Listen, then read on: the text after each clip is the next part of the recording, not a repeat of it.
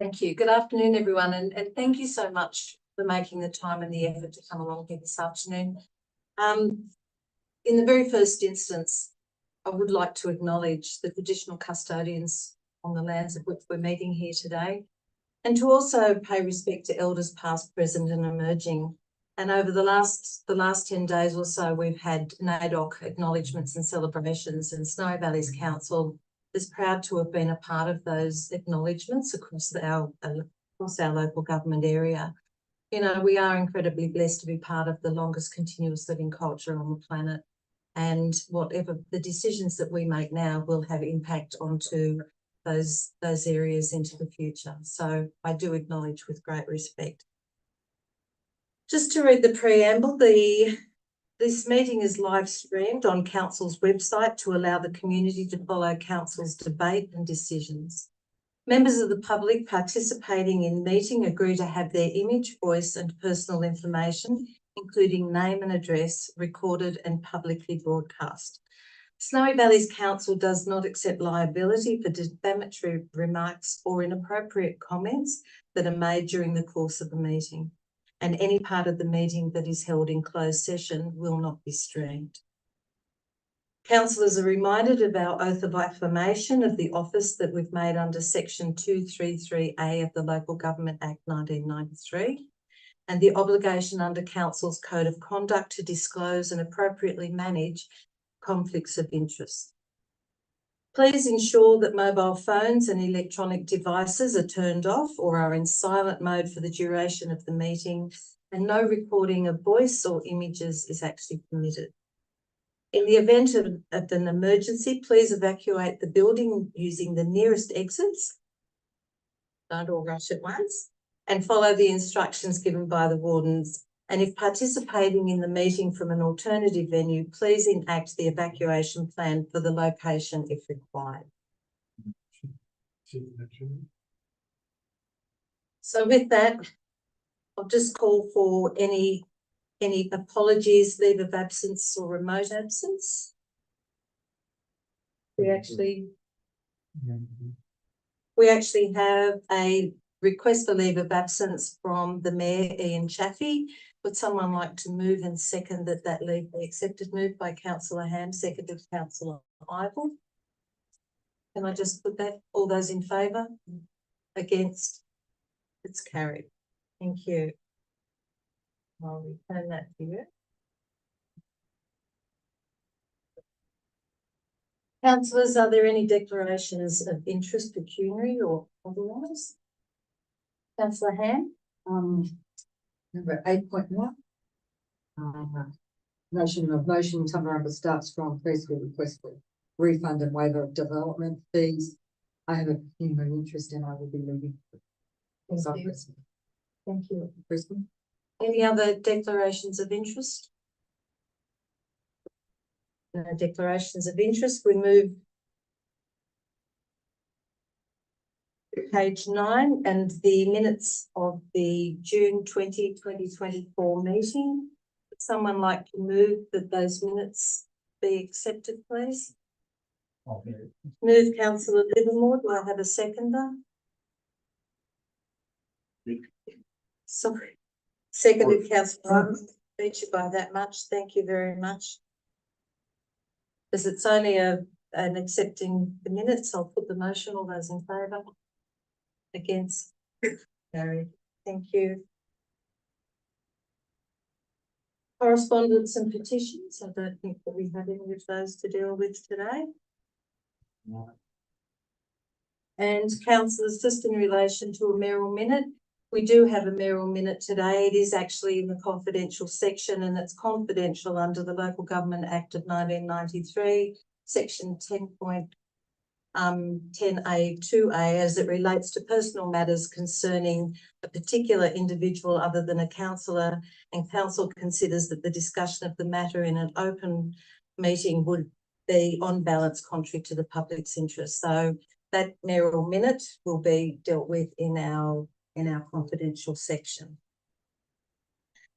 Councillor, we move to page 37, item 8.1, a notice of motion, Tumbarumba Start Strong Preschool, request for refund and waiver of development fees.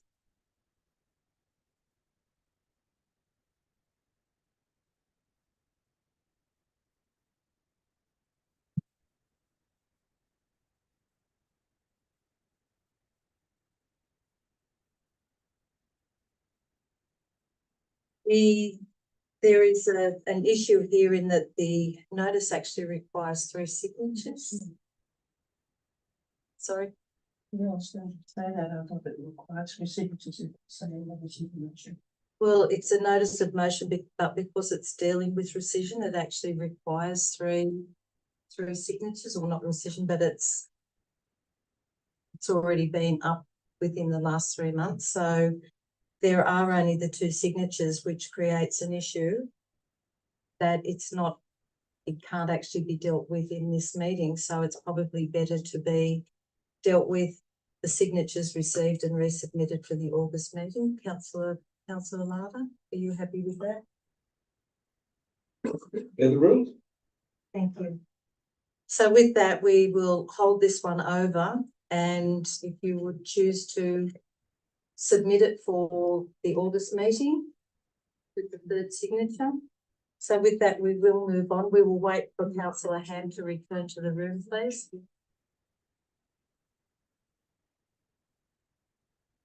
Could we just ascertain if there is somebody willing to provide a 3rd signature? If there isn't, then there's not much point in bringing it back to the next meeting. Hang on, Ham. Councillor Ham, just go and stand down.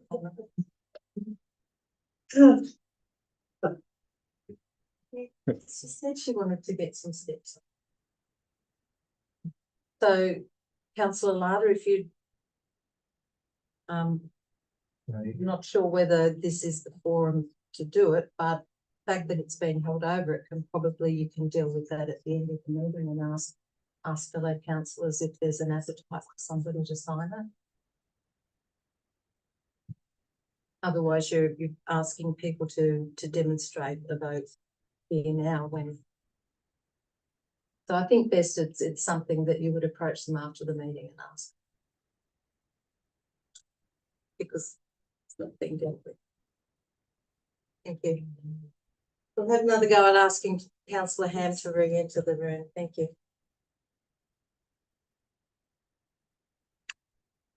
Can I ask what it was that was included in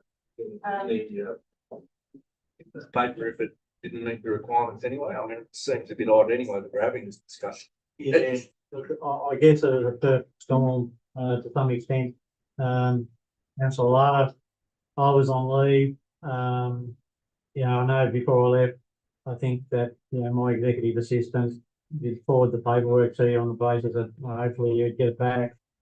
The Director of Community Corporate Services was ill last week as well. That was just a perfect storm. I think that it all happened at the one time, unfortunately, when we had it there. And you're quite right. It shouldn't have gone in the agenda if we didn't have the paperwork executed properly. And for that, I apologise. Thank you. Councillors, I'll call report 10.1, which is the de-amalgamation update. And the information is there. If someone would like to move and second the report, please. Move Councillor Hayes. Do I have a seconder? Councillor Lata. Did you want to ask any questions or speak to it, Councillor Hayes? No, I read the report. I wasn't able to stay for the whole meeting, but I think it's a step in the right direction. So it's a good start.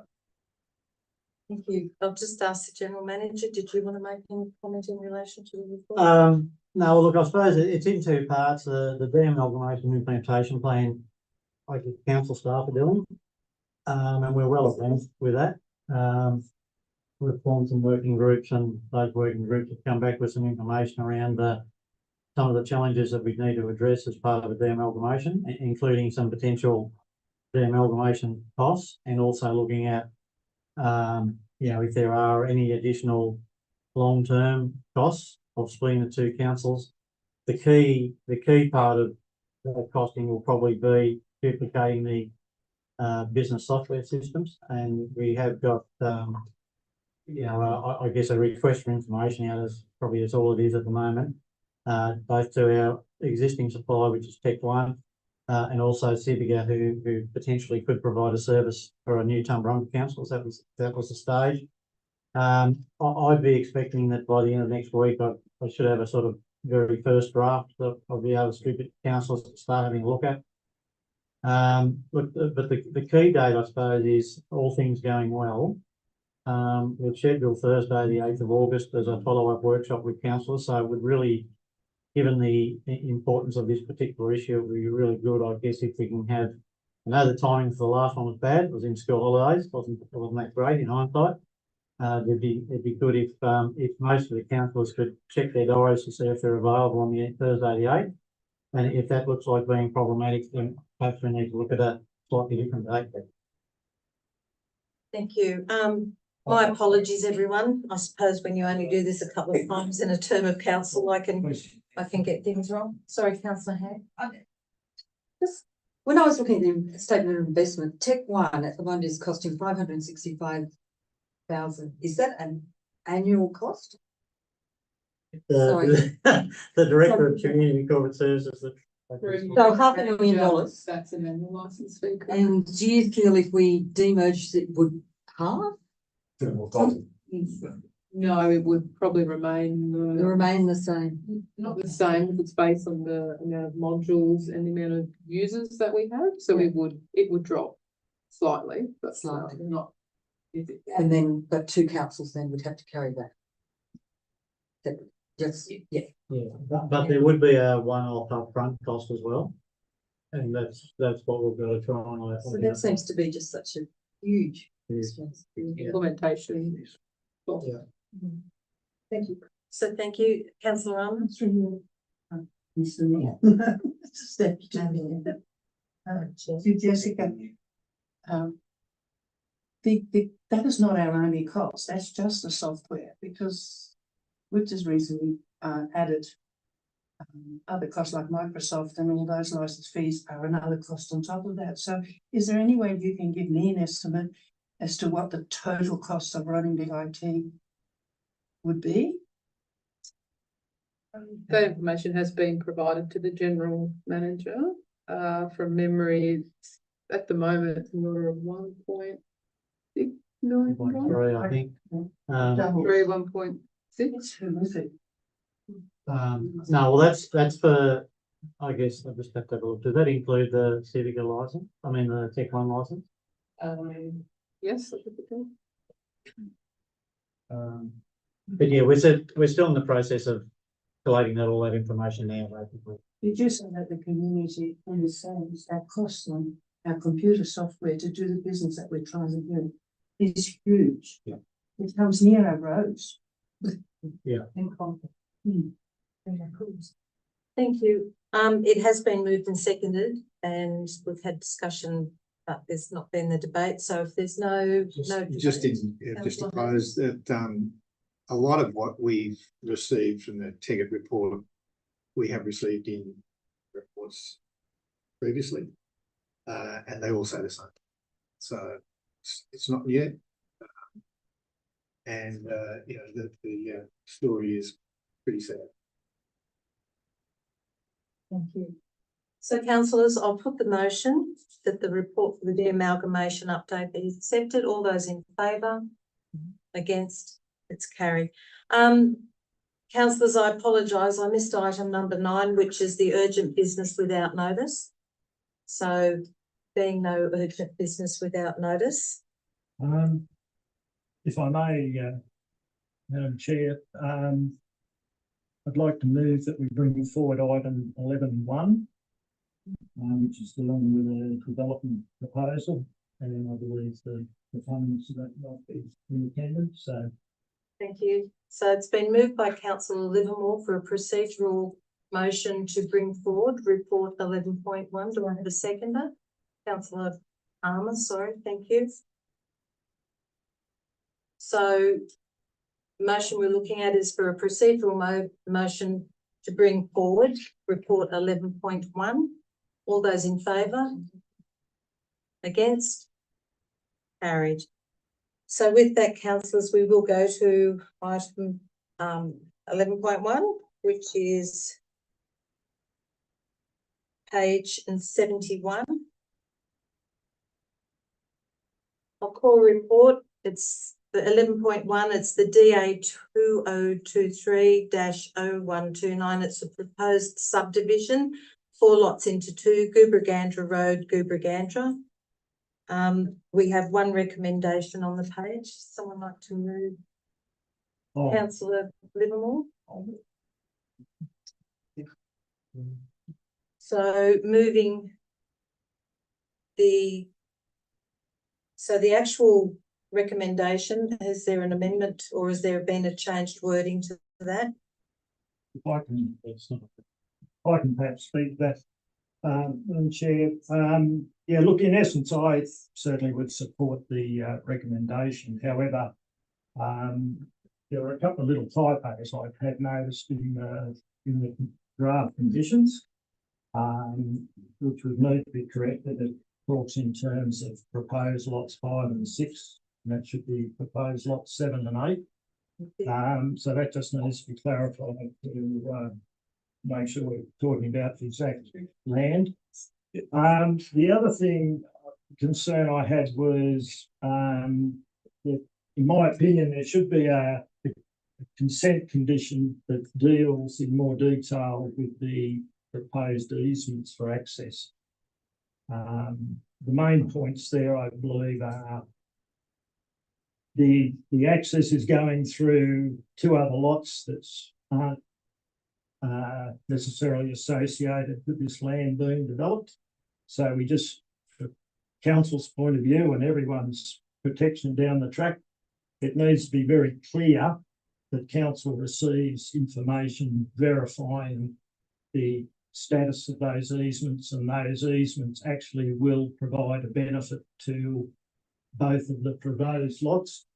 Also, in relation to the access road, I believe the condition should also make it very clear that that is not a council road, and council will be no cost for maintaining that road. And also, the other part of it, council should be a interested party on the covenant, so that it can't be removed without acquiescence of council in the future. Thank you. I'm just looking at the wording. So there are now the council amend draft condition 4 and condition 6 to read proposed lots 7 and 8. So that's the typographical change. The second point, the council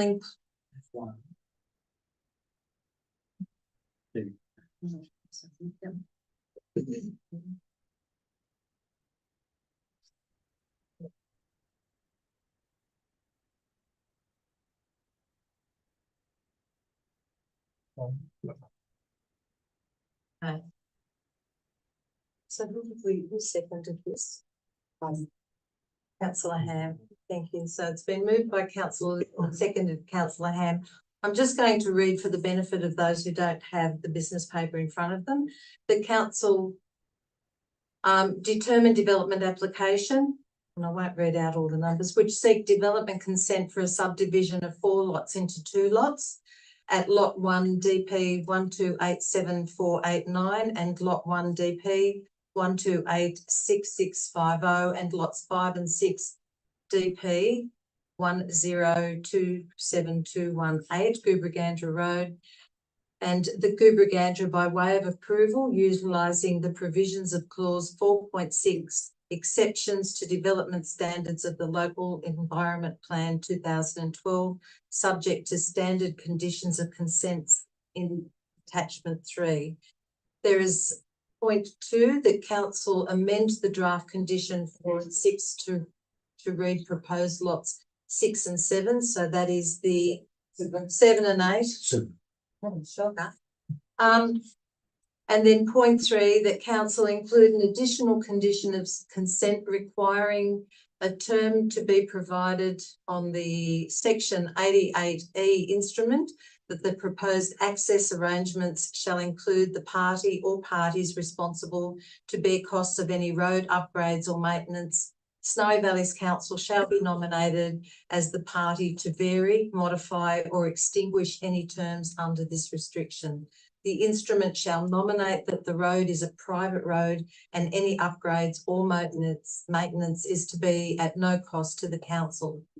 And the fourth point is that council include an additional condition of consent requiring the proponent prior to the issue of any subdivision certificate to provide evidence that the easement for access to proposed lot 7 and proposed lot 8 is registered, burdening the title of the existing lot 3 and lot 4 is deposited plan 865358. So councillor, it has been moved and seconded. Do I have any discussion or any debate in relation, any speakers against the motion? If not, councillor Livermore, did you want to close debate at all? No, that's fine. No, my own concerns with it, so other than that, I think it's all in order. Thank you. Well, with that, councillors, I will put to the vote all those in favour.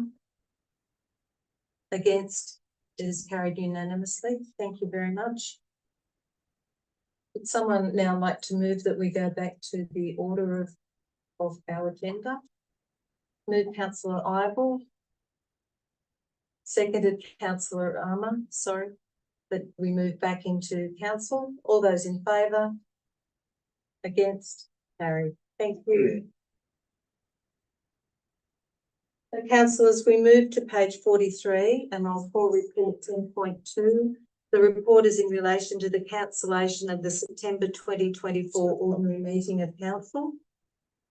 We have 3 recommendations there. Someone happy to? Councillor Armour, sorry, councillor Ham was first. Do I have a seconder? Councillor Armour, sorry. Councillor, Ham and Armour. no, Councillor Thompson. Yeah, Councillor. You certainly can. Thank you. Just in relation to item 2, it's probably an unlikely scenario, but if there was only enough councillor candidates to fill 9 vacancies, then they would be elected on the day of the poll, Saturday the 14th. So therefore Tuesday the 15th would be potentially, or would be outside the 3 weeks that you've got to hold a council meeting. So it might be better for number 2 just to read that an extraordinary meeting be held in October. Yeah, and then we can set the date once the declaration of all is known. And then the 17th would be the standard meeting date for a council. You would think that we should still be able to have an ordinary council meeting on the 17th. So can I just ask the mover, councillor Ham, seconded councillor Armour, are you happy with the removal of the specific date? Thank you. Do I have any speakers for? Speakers against? If not, I'll put the motion. All those in favour? Against? Carried. Thank you. Councillors, page 45. The report 10.3, its attendance at the 2024 New South Wales or Local Government New South Wales Destination and Visitor Economy Conference that was held on the 28th and the 30th or to the 30th of May. It's a report from that conference. Moved by councillor Ham. Do I have a seconder? Seconded councillor Hayes. Did you want to speak to the motion, councillor? Yes, first, thank you very much for allowing myself and councillor Hayes to go to this conference, which was in Wagga. So it was lovely. They were so nice and close, and to be there with a neighbouring council. I suppose the highlight to the whole conference was that David Hanley was the keynote speaker. He just spoke of the Snorri Valleys Council area with such praise and talked so much about, of course, his sculpture, but just of the whole area, of the culture of the area. I had people walking up to me going, "You live there, you live there," and that's how much he spoke to. And I just think as we all know, we've got huge financial sustainability problems in council. We don't have a lot of money. We don't have a lot of money to spend on tourism, and to have an outsized source speaking in such a public area. They had people who were, from Perth nationally coming And they brought in overseas visitors. And they were talking about the new Western Sydney Airport and how it's only going to be 4 hours to Wagga into our area, and how this will now be on the map, you know, particularly there was a lot said about the Pirate Hill. Yeah, the whole trail, but how good the Pirate Hill. And then, of course, yesterday it snowed and all the photos that went around. It was so positive. So once again, thanks for letting me go along, and it was very good. Speakers against? Councillor Hayes, did you want to add anything? Just to concur with councillor Ham, it was sensational, and that sort of exposure money can't buy. It was just sensational, and not only that, all the attendees were sent the link to his speech and the link to the Snowy Valley Sculpture Trail. So it's out there. It's working. Thank you. So no further discussion or debate? I'll put that motion. All those in favour? Against? It is carried. Councillors, to page 47. Sorry, I'll just pull the report first. Report 10.4, the Region's Rising National Summit. It's the 13th to the 15th of August to be held in Canberra. And this is to outline that Councillor Hayes wishes to attend. Councillor Hayes has moved it. Do I have a seconder? Councillor Ivell. Councillors, are there any other councillors interested in attending this? Councillor Larter?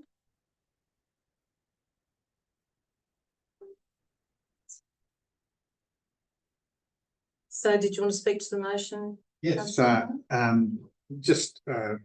heard you, Deputy Mayor, on the radio talking about the National Assembly the other day, and I concur with everything you said. You know, the opportunity to get out to these conferences and to spread the word of the Snowy Valleys and to advocate on behalf of your community is priceless. And I know it's close to the election, but you never stop learning, you never stop advocating for your community. So I am a candidate for the next council, and you know, I assume, you know, that I'll be able to continue the work that I've been doing up till now, and going to this conference should help me, and I should be able to help the community by attending.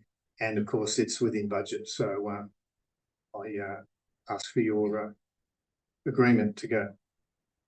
So, Councillor, I'm just looking at the actual motion that we have, only has your name. Are you happy as the mover to include Councillor Larter's name in there as well? Yes, I am. Am I right? Yeah, yes. I was going to say something. So what did you I want should to have say? said that. No, happy to have Councillor Larter. Glad we got that sorted out. Almost. Second thought. Councillor Ivell is the seconder. You're happy to include Councillor Larter in that motion? Yes. Is there something you'd like to say as well? So councillor Hayes said that. I do support. Thank you. So, any further discussion or debate? If not, I'll put that motion. All those in favour? Against? It's been carried. Thank you. Councillors, to page 50. Full report 10.5. This is in relation to the crime prevention plan. There is one recommendation that the report on crime prevention plan be updated. Do I have a mover and a seconder? Councillor Hughes, Councillor Ivell. Did you want to speak to the motion, Councillor Hughes? Yes, thanks, Chair. I've read a fair bit of the report. I understand it was initiated 4.5 years ago now. And it is looking a bit old long from the first. It would be great to see an update of it in the new year. Set out. Yes, and I'd like to get my teeth in all the. Any other speakers? Anyone against? the Memory, motion? I think this crime prevention plan was initiated because we were looking at CCTV for the community. And we were ineligible to apply for grants for CCTV unless we had a crime prevention plan. So that's just a little bit of the history of Thank you. yeah.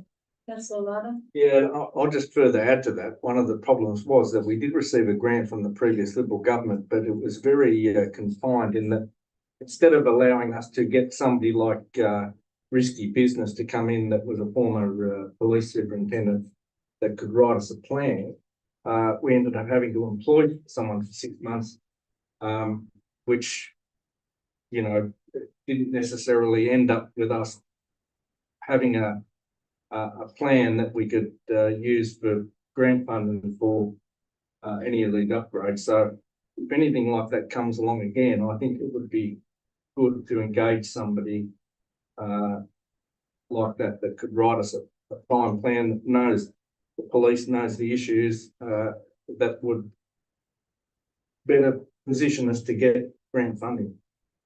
Thank you. No further comment? We have the motion before us, councillors. All those in favour?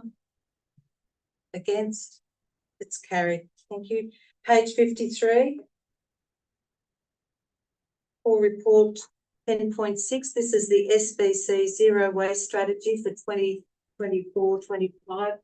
This is in relation to the plan going out for public exhibition to enable people and the community to have their comment. We have on the page 3 recommendations. I'd like to move Councillor Ham. Do I have a seconder? Councillor Armour. Did you want to speak to the motion, Councillor Ham? I'm always happy to speak about the SBC Zero Waste Strategy, and something that I think I'm just so proud to be part of the council that is doing this so well, particularly with the FOGO. And it's just such a delight when you drive in and out of Tumut now and you can see that it's all actually happening. I was down at Camp Coburn the other day. They're starting a community garden and they needed some compost, and Duncan's going to make sure there's compost down there for their garden beds, and then hopefully one day council will be able to just show the produce which comes from our compost, and we'll be able to sell that, won't we? The compost. Is it selling already? Yes, it's available for sale, yeah. Yeah, right. So, yeah, but congratulations to, and I know there are some very, very dedicated staff that work on this, and they've held the line, and the outcome is fantastic. Any speakers against? No, not against, but only to say it seems to be working because it's about 1,000 bin chickens there every day. Actually, there were a few in the land here too. So councillors, if there's no further discussion or debate in relation to the zero waste strategy, please be aware that this is about going out for public exhibition, asking people for making comment. This is the community's opportunity to have a say in these documents. This is not a fait accompli. So please, if you're looking at it, make the submission. Can I ask all those in favour? Against? It's carried. Thank you. Councillors, to page 60. I'll call report 10.7. This is the Tumut Aerodrome Access Policy for adoption. We have 2 recommendations before us. Adopting the access policy and noting submissions. It's been moved by Councillor Ham. I'm for the amendment. You can move, you can put the amendment in there before it's moved because it hasn't been moved or seconded. I was just wondering, a third amendment is for Third point. yeah, is to meet for council to work with the Tumut Aerodrome Committee in terms of finances, in terms to make it more financially viable. Sorry. Maybe Councillor Ham, when we get to the Tumut Aerodrome Committee meeting minutes report. Okay. Would that be the point to do that? If you feel that's better. So you're just removing that. Okay, I'm happy to move it. Thank you. So it's been moved by Councillor Ham, seconded by Councillor Ivor. Thank you. So now did you want to speak to the, No, I'll save my words. say your words? Any speakers against? If there's no further discussion or debate, I'll actually put the motions. All those in favour? Against? Carried. Thank you. Councillors, page 63. Full report 10.8. This is the Reflect Reconciliation Action Plan 2023-24 update. We have there the one recommendation to note the report. Do I have a mover and a seconder for this, please? Councillor Hughes? Do I have a seconder? Councillor Ivor? Thank you. Did you want to speak to the motion, Councillor Hughes? Under that, thank you, Mr. Chair. That's a good step forward. It's the process that the whole nation is going through. That it's actually a plan that we've got to subscribe to, and then implement our way through it. And there's multiple views of this. There's a plan that we stepped out for us, so we can just follow the steps along the way. I understand that we have a subcommittee in council now with a membership of 5 recognised Aboriginal men and women.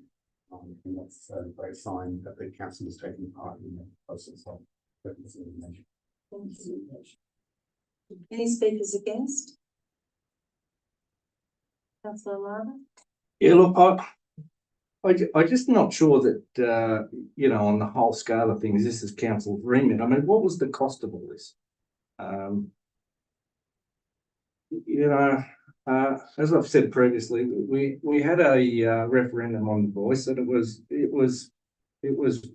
resounding from the Australian public that we're one nation. I'm not sure, you know, why we've got to keep you know, using council resources in finances with all these committees around reconciliation, welcome to countries and all this sort of stuff. It's just, to me, you know, we should be back to fixing the roads, getting the rubbish collected, and, you know, leaving all this stuff to state and federal governments if they want to do that. That's them. I'm just not sure that it's you know, up to us. I'm not sure that the community really wants us to be engaging all of our resources into this. Thank you. Any speaker for? Do you want to close debate, Councillor Hughes? No, okay. Thank you. Well, we've had speaker for. That's the end of discussion and debate. I'll put the motion. All those in favour? Against? It's carried. Thank you.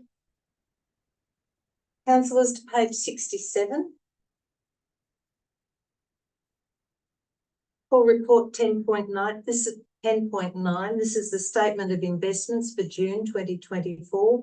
We have before us just the one recommendation to note the report on the statements. Someone like to move Councillor Livermore, seconded Councillor Ham. Want to speak to the report, Councillor Livermore?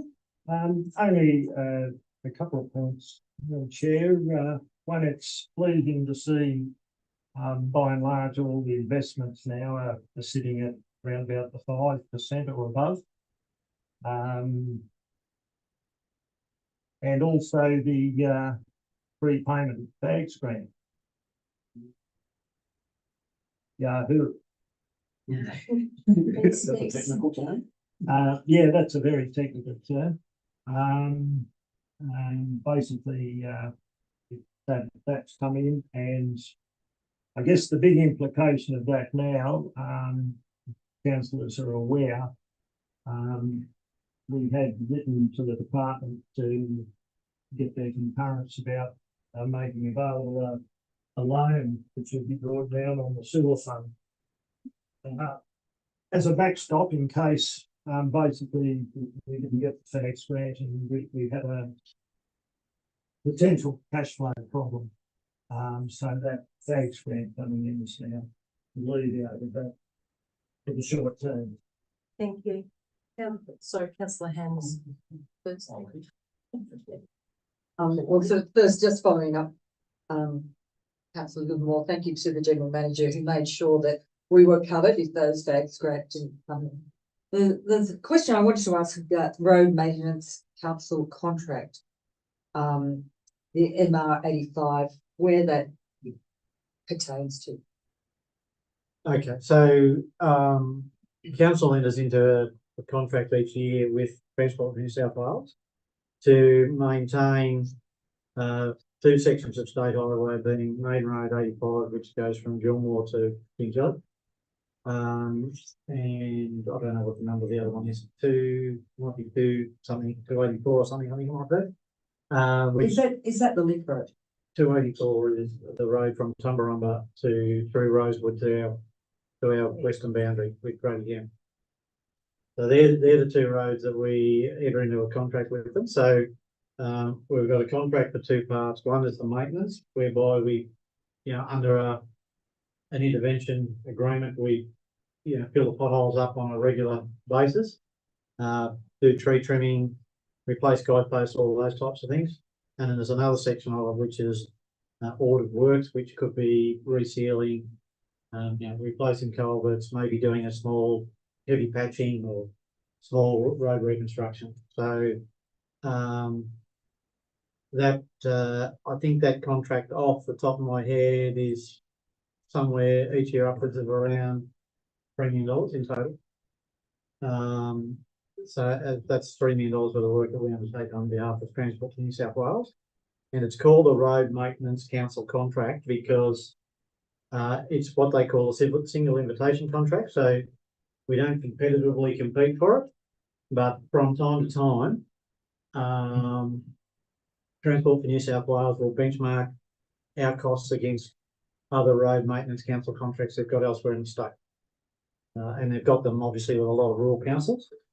There's the odd council that haven't entered into one with them where they'd undertake the work themselves. So we've got 119,000 here, which seems tiny, but you're saying we can get up to 3 million. Yeah, that's money we've paid out during the month of June. Yeah. Thank you. Thank you. Mine's just a very simple question, just for our guests here today and the folks streaming. Could you tell them what FAGs means? Because a lot of people don't understand. Financial assistance grants, and it's a federally funded, and it's really interesting. It was a very good topic at the National General Assembly, and we made the point that the federal government gives to each state and territory government a very small percentage. I think it's around 0.5% of the total amount, and it doesn't matter what capacity our communities have to generate our own income.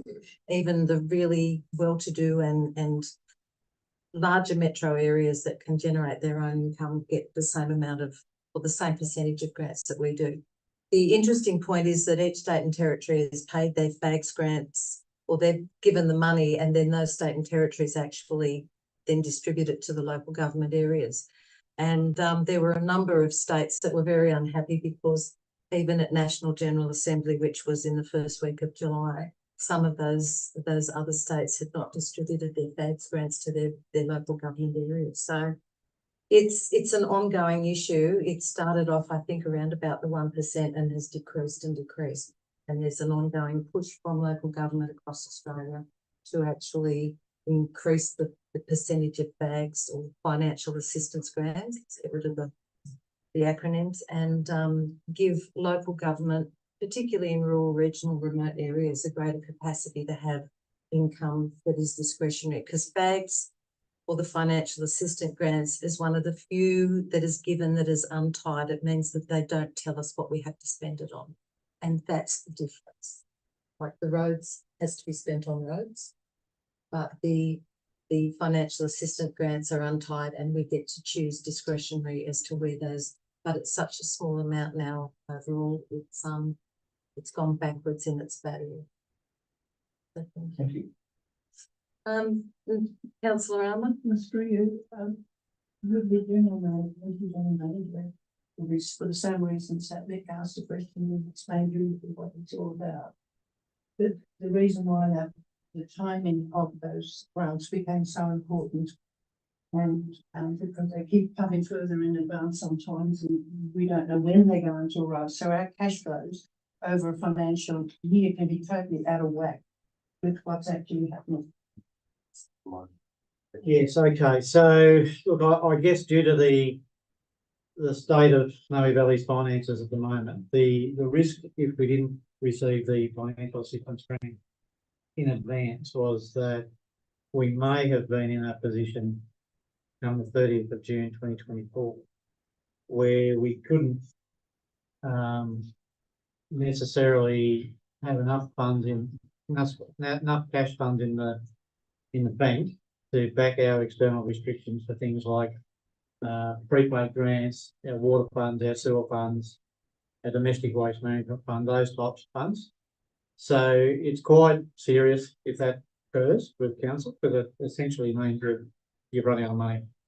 So in the 2022-23 financial year, the financial assistance grant was paid 100% upfront. So we got all of 23-24s at the end of 22-23. Previous to that, some of it was partially paid upfront. There was obviously no guarantee going through 23-24 that the 25-26 financial assistance grant was going to be paid in advance. So that was an issue that I brought council some time ago, that we needed to perhaps look at how we could ensure that we would have enough cash in the bank to essentially fund those external restrictions. And that's why we went down the path of getting approval from the Office of Local Government to do an internal loan from the sewer fund, which seems a little bit strange because they're all sort of operated and owned by council, but it depends what bucket the money's in. So it was essentially shifting money out of the sewer bucket into the general fund bucket, and then it would be repaid as council's financial position improved. The fact that we've got the financial assistance grant for 24-25 up front does alleviate the problem for now, but we need to continue to improve our cash position through the course of this financial year. Otherwise, towards the end of this financial year, we could face the same dilemma. But hopefully, we'll we'll see an improvement in that cash flow throughout this financial year to hopefully to ensure that that's not required. Thank you. So, Councillor Hughes, you had a question? Yeah, the Snowy Hydro, the Snowy Highway, maintenance, is there any ability to work on that or win the awards for that? Look, it's maintained directly by Transport for New South Wales. I'm not sure, to be honest, Councillor Hughes, I'm not sure of the history of that, whether it's never been offered to us or whether Snowy Valleys Council has not wanted it for some reason or another. So look, I probably have to take that question on notice to be able to go away and get the history on that and provide it to you. Yeah, possibility of extra income. Yeah, well, Keeping the bucket and see if it. yeah, look, it's interesting because they're single invitation contracts. Theoretically, you're not supposed to make a profit from them. You can make a little profit because we've got to provide a warranty with sort of like the order works that we do. Like if we do heavy patching and things like that, we've got to provide a warranty. So they do allow you to build in a small margin for that warranty. But I suppose the advantages of it is that it keeps more local people employed, although some of the people that, are working for Transport for New South Wales possibly live in the Shire anyway. But we are able to recoup from them, some of our organisational overhead charges that we've spoken about, I guess, quite a bit over the last few months. So I guess the ability of picking up that contract allows us to spread those overheads a little bit further afield than what we would if we didn't have the contract. Thank you. I'm aware that it's more about the investment, the report, so. Out of that question. Councillor Hughes, Council wrote a letter to Minister Hancock, I think 21st of August 2021. And one of the and the things in that, I think it was a 4-page letter, but one of the parts in there was asking for the contract to do some of the work on the Sloanette Sideway. But we never really pursued that as well. We have in the past done a lot of their bridge work, cleaning underneath bridges, abutments, work like that. So we get a little bit, but we don't get much. But I concur with you. If we were in the position to be able to do a lot of that work, it would be more. Thank you. Councillors, I'll put the motion, has been moved and seconded. Before you do, I just wanted to make 2 comments, if I may. Sorry, councillor Hayes. And they are that there's some good and some bad in that. You'll notice that the interest rate is now, as Councillor Littlemore correctly said, it's now about 5%. And if you've got 53 million sitting there, that's a good whack. Whereas 3 years ago it was almost nothing. So that's a really positive thing. But you'll also notice that it's nearly $200,000 a quarter for the emergency services levy, which is a very large amount, and it keeps going up, and it keeps going up at a rate greater than what our rates go up. So it's very, very difficult to find. It's not an optional extra. Thank you. I'll put the motion. All those in favour? Against? We're not voting, councillor Hayes? I'm trying to find where I'm up to. So, well, I can tell you exactly where we're up to, because we've already dealt with report 11.1, which was the proposed subdivision. So we're now heading up to page, next one after, so to page 94. Got it. And the report is actually 11.2. Thank you. Thank you for your attendance. Thank you for making the effort to come up. That's right. You're welcome. Thank you. Mate, have you left your jacket there? Not mine, I'll probably. Thank you. Not his wife.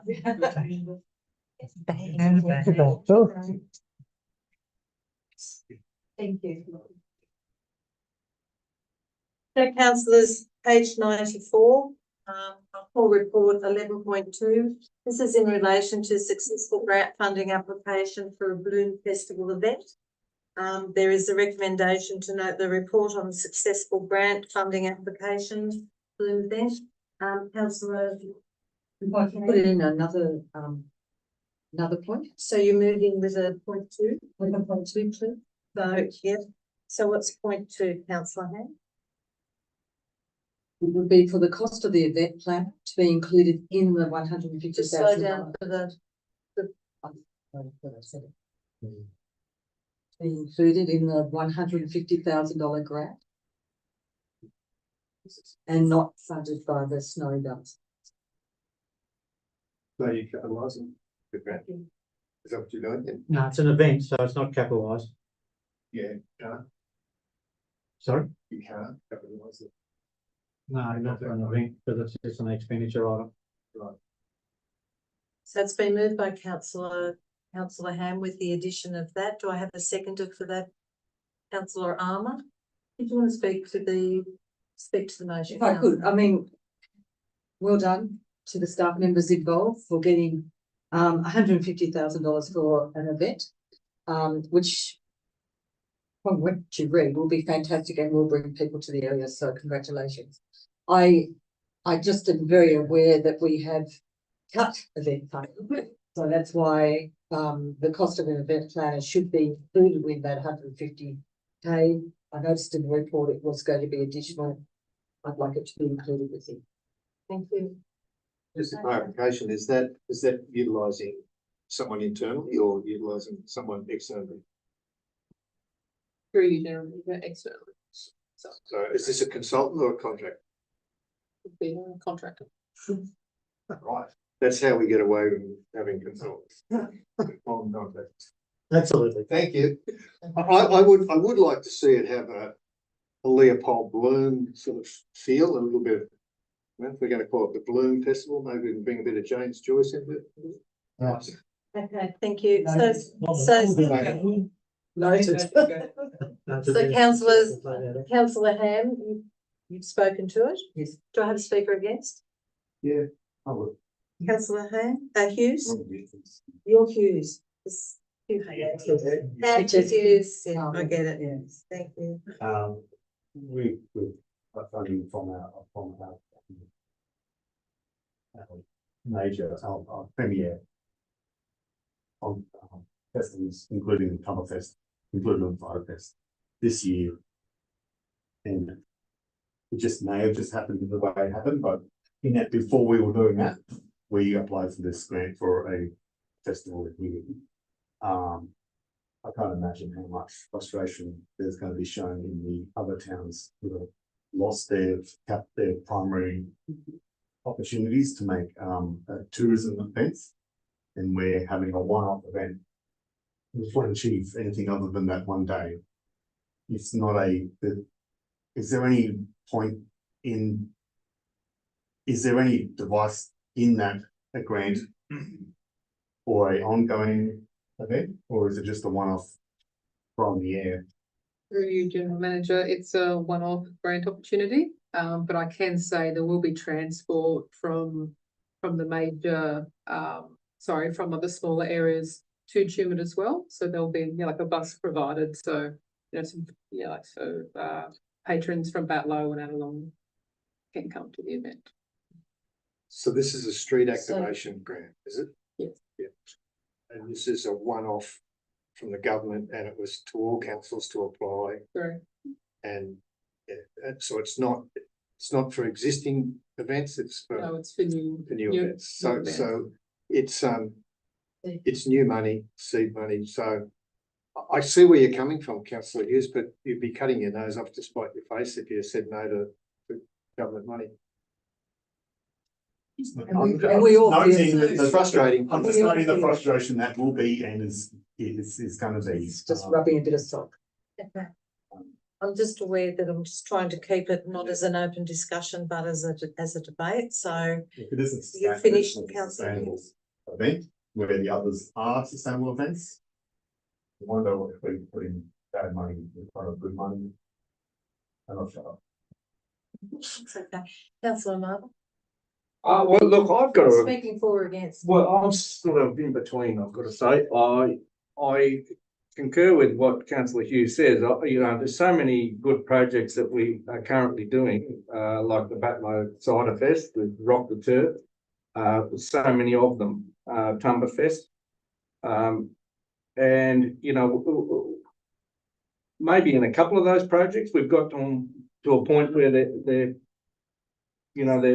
viable and sustainable going forward. But, I think we can do a lot more. And this is what frustrates me with the state and federal government. They just hand out money. I mean, here we are going bankrupt as a council because we're not funded properly.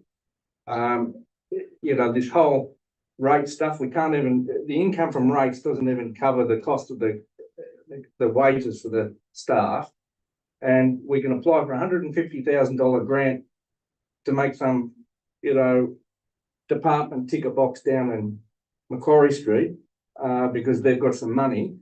It just seems like a terrible waste of money to me. I mean, I know, you've got to accept it, you've got to do the best with it, but when you look at it, it's so badly organised. The whole state government should have a revisit of how they fund councils. We should be given a proper budget, and we should be able to do these things for ourselves rather than having to rely on applying for this and that to get a bit of cash here and there to make our cities viable. I mean, we should be in control of our own destiny, but we can't be because, we've got this noose around our neck, which is no money. And good projects end up failing because we can't fund them after they've been going for 2 or 3 years. And then you fund another one because some dope down at Macquarie Street gives you 150 grand. I mean, it's beyond belief, really. Thank you. So if there's no other speakers for or against, did you want to close debate? If I could, I do want to acknowledge the work that Business Snowy Valleys, which is the Chamber of Commerce, have done to make this happen, and that they partnered with council to make this happen. Congratulations to them. And if you read the actual project, they really want to involve local community business operators to build it. But yes, I can see the frustration. It's a pity that we can't. share. It's gonna. Okay. Yeah, it just rubs salt in the wound. But let's all take it for what it is, and it's going to be a great day. Thank you. So that closes debate, councillors. We have the motion before us. There are 2 points to it. I'll put the vote. All those in favour? Against? So sorry, councillors, I'll do it. All those in favour? Against? It's actually carried. Thank you. Councillors, page 101. And I'll call report 12.1. This is the minutes of the First Nations Liaison Committee. There is the one recommendation here, and that is to note the minutes of the First Nations Liaison Committee held on the 12th of June. Someone like to move and second? Move Councillor Hughes. Do I have a seconder? Councillor Ivor. Did you want to speak to the motions, Councillor Hughes? No. Any speakers against? If not, I'll put the motion. All those in favour? Against? Carried. Thank you. Councillors, page 103. I'll call report 12.2. This is the minutes of the Tumut Aerodrome Committee. There is one recommendation in relation to that, and that is to note the minutes. It's been moved by Councillor Ham. No, Councillor Ham would like to put a point to. You can move. I'll You move can move it with and add your at my bit to point. go with it. Yeah. My point to would be to create a working group. I probably need a bit of support from the Director of Infrastructure here, but create a working group to discuss the financial viability of the aerodrome going forward. Wouldn't that be the aerodrome committee? I beg your pardon? Wouldn't that be the same committee, the aerodrome committee? Well, I think the aerodrome committee should be working with council. I'd just like a good discussion. So can I just say, you've moved it with that. Do I have a seconder with Sorry. what's up there now? Councillor Ivor? Yes.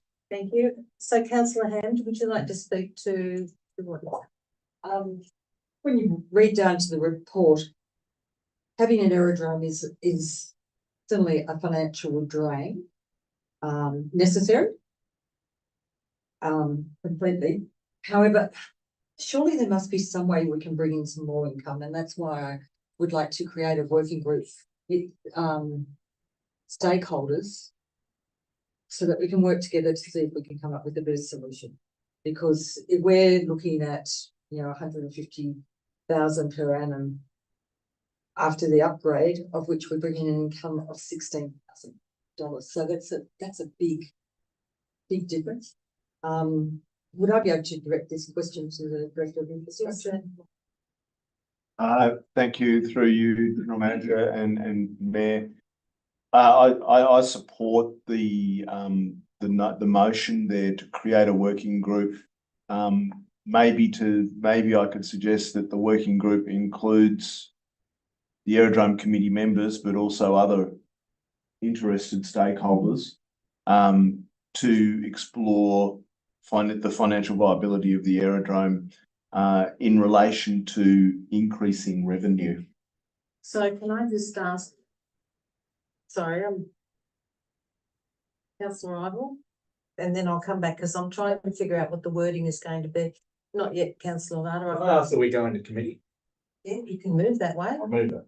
Move it. Do I have a seconder? Thank you, Councillor Ham. So it's been moved by Councillor Lata, seconded Councillor Ham that we go into committee. Put that motion. All those in favour? Against? Carried. Okay, Councillor Ivor.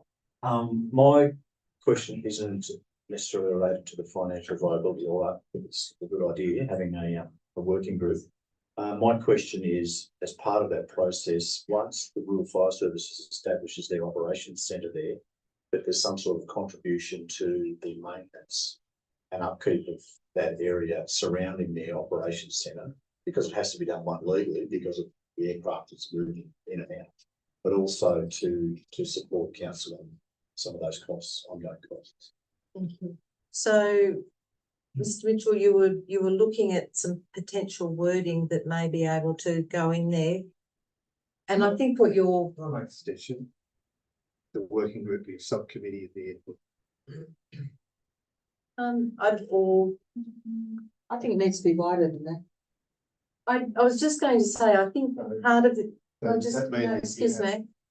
I'll just finish, from what I can understand maybe of what councillor Ham has said is that the group or the working group includes members of the Aerodrome Committee, but it's not specifically just related to predominantly the recreational users, so that it's a much broader scope of people who may not necessarily want to be a part of the Aerodrome Committee and attend all of those meetings, but may have an interest in ensuring that it doesn't become a financial cost to the local community. So councillor Hayes, I'm happy for you to speak now. Yeah, well, so it's another committee of council. Do we have a constitution? Is it an ad hoc committee? Is it a sunset committee or It's a working Yeah. group. a working group? So it's got no Terms of reference. terms of reference, nothing. It's just an You ad can- hoc working group. There are advisory groups, there are focus groups that can be had. So whether or not it's an ongoing group or whether or not it's going to be a focus group that is developed to actually look at some of these issues, but not necessarily ongoing. I don't know, council, it's Doesn't something. sound, the governance doesn't sound very tight to me. Well, maybe we Maybe can I come back. suggest remove the word working group and we just keep it to what I think the intent of councillor Ham is, that we look at ways to increase revenue at the aerodrome and leave it without encumbering it upon a working group or any other sort of group, that council, either council staff, look at other ways to increase the revenue out of the aerodrome. I suppose the reason I wanted a working group is because I think this aerodrome committee want the best for Tumut. They want the aerodrome to work. And I'd like us to collaborate with them rather than to just say, this is the way it is. I'd like it to be transparent. This is the discussion. This is where we are, and have their input. There's many airports in the whole of Australia that we can, I'm sure, do get an income. Let's be open about it and just see what we can do. Is there a way, That's what it is. is there a way to, is this the right place to suggest or put a recommendation to the aerodrome committee to have a subcommittee to we recommend that they should have a working committee for this? Because I don't think we should have overarching subcommittee. I totally agree with you there. It's our facility. I agree completely with councillor Ham, but I just don't think we're going about it the right way. I'm very happy to have a subcommittee of the aerodrome committee. I think they should have their own subcommittee, and if we want to suggest that you've got to figure out how to find a more viable way of doing about things, but that we have to respect their autonomy when we give it to them. Thank you, councillor Lada. Well, can I just suggest that really and truly the responsibility for the direction of the airport is really at this table with the governance of the council. There's been a number of sliding door moments at that airport which have sort of led us to where we are. I mean, we've commissioned reports previously. We've got an entire subdivision that's before council but never been acted upon for an air park. We've had a $12.5 million grant for a runway extension that now encompasses, a commercial entity being the RFS and forestry that was never thought of at that point in time. So, I think before we start worrying about committees, I think the council needs to decide where it wants to go with the airport. I mean, aerodromes are like pools. You're never going to make enough money out of them at a regional level to cover costs. That's just the reality. It's not Sydney Airport where you're going to have Gucci stores.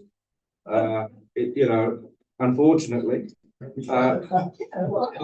$50 a day parking. I mean, it's just not going to happen. So they're an asset which provides a service, a community resource, an emergency resource primarily. I mean, that's the number one function of this airport, is to provide the community with an option in an emergency when you don't have the greatest of medical facilities and resources available to you immediately. When you're in that time of need and you need an air ambulance, that's when you want to have the airport that can service you night or day, so that the RFDS or the air ambulance or the flying doctor helicopters from Sydney and Canberra can land when the weather's no good like today. That's 99.9% of what the community expect that to provide. I mean, if we can then add some economic investment to it as well, some tourism opportunities, some flying activities, some recreational stuff. I mean, that's all beautiful to add on. But you know, it's primarily an emergency resource, and even more so now that you know, it's now going to be a base going forward to provide that safety net for our forestry industry. That is, you know, probably one of the most ideal things to come out of that upgrade of that airport, is that we have to protect that asset for the viability of future economic activity of this community going forward, for Visy and so many other organisations. So it's just so essential. So I think, you know, a few months out from an election, I'm not sure that, you know, having a committee talk about whether we're going to increase the landing fee or put in a landing fee or recover $2 costs in some charity box out there is the go. We need to strategically look at what we're going to have there, in addition to those emergency services, whether we decide to build the air park, whether we encourage more engineering facilities to have there, or more economic activity with flying schools. I mean, we could talk to universities. There's so many things we could do, but that's not going to happen with some subcommittee of the airport committee. That has to happen at this table by the people that are elected. And I think that's the sort of discussion we should probably have with the new council, you know, first thing on the agenda. Thank you. So Councillor Ham. Can I? well- Sorry. No, you go. You're right with Councillor. Yeah, thank you. Councillor Livermore. Okay, yeah, look, just probably expanding on Councillor Lana's comments. I probably tend to agree. Those decisions, probably decisions made by council. It's council's asset. Good decision making is usually based on good data and information on which to make the decision. So, and I hate to load up the director down there, but I think before you make a decision about which way you go, I see it now. There's anecdotal evidence that there's maybe some commercial operators using the airport, pay no fee. I think we probably need some data about, firstly, who are the recreational users of the airport and what is their usage? Who are the commercial users of the airport and what is their usage? And that would be the starting point to basically have accurate information about what's happening there now. From there, you can then start and think about ideas. Well, what you may be able to attract there? So could be commercial operation or more recreational users or whatever. And I think you really need to then, pardon me, you know, look at structuring some user fees in around those two categories, recreation or commercial, because to me they should be fairly different. If you went to other commercial airports or airports operating commercial activity, I think you'd find that many people there using them for free. I just think that's probably, we need to start by having some factual data, so we know what's actually going on there now. You know, I'm probably fairly far removed from it, but I couldn't really tell you what's happening there now. And I suppose, I don't know that much. Thank you, Councillor Ham. and to me, that supports the argument to have some working group with, as the Director of Infrastructure said, with stakeholders that actually do understand what is necessary. I like what Councillor Lada said, you know, to get, you know, universities involved, to get, you know, all the health allied services, to get tourism involved. I mean, yes, exactly. So be it a working group, be it, you know, a one-day forum, just to have a platform that we can discuss, as you say, with data, discuss what we can do with our aerodrome, because where you do say the decision lands here at the table, we need to be well informed.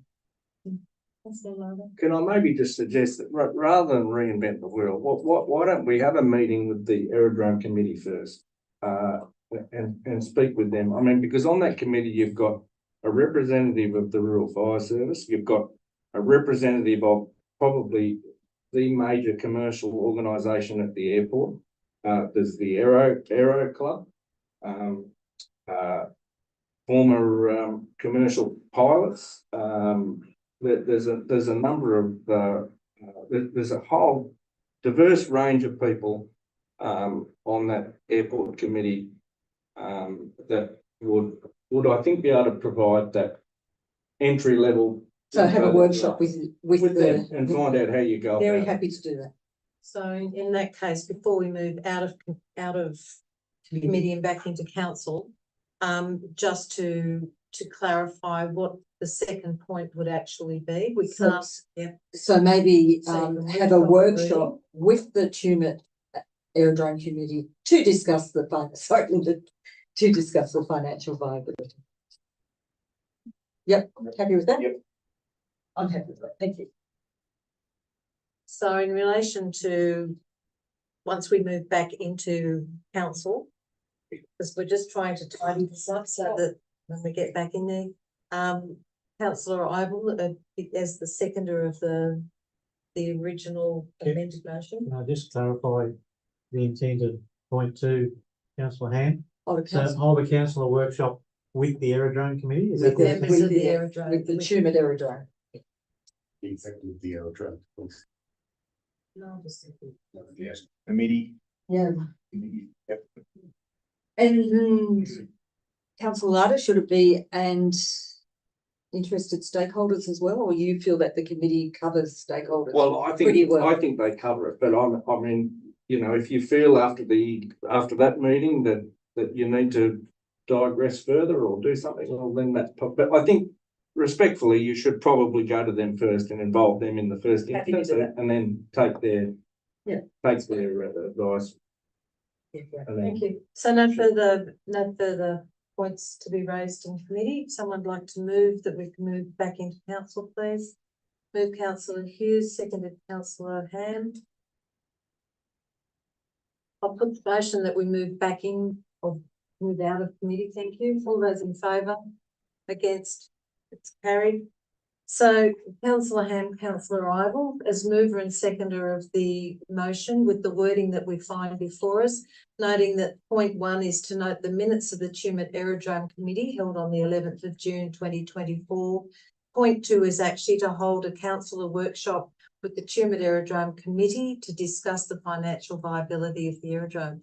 Councillor Lada, you have an issue? What viability? I just with point 2, with the permission of the mover and the seconder, whether they'd be happy to maybe expand that beyond financial viability, you know, to Opportunity. economic opportunity, or you know, that just makes it very broad ranging rather than trying to find. Economic opportunities.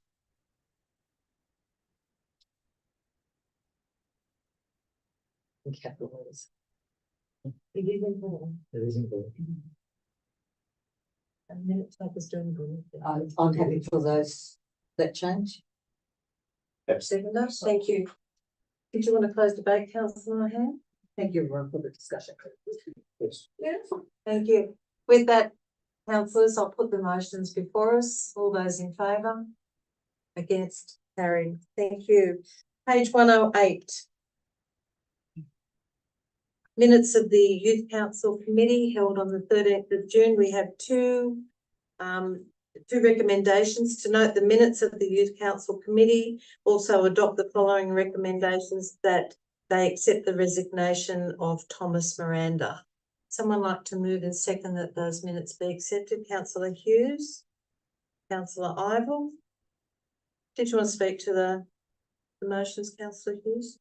No? Okay. No speakers against? I'll put the motion. All those in favour? Against? Carried. Thank you very much. Councillors, page 110. We have the minutes of the Tooma Recreation Reserve Committee. Again, there's a recommendation to note the minutes of the Tooma Recreation Reserve Committee meeting held on the 23rd of May. Someone like to move that recommendation? Move councillor Livermore. Do I have a seconder? Councillor Ham. Do you want to speak to the motion, councillor Livermore? No.